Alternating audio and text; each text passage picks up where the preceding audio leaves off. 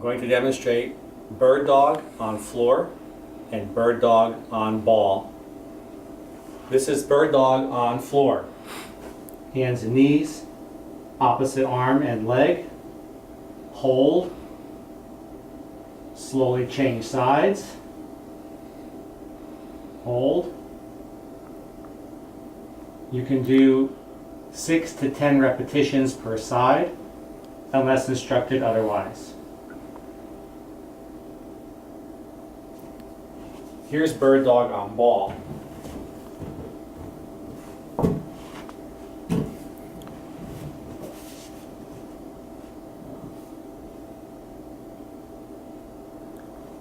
Hold and balance.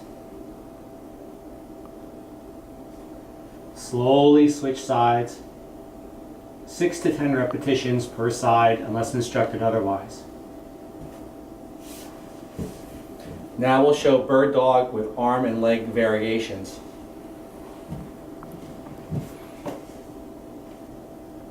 Only do this after you are good at doing the others. Splay arm and leg out about the size of a business envelope, about a foot. Splay, splay. You can do 3 to 5 splays per side and then change sides.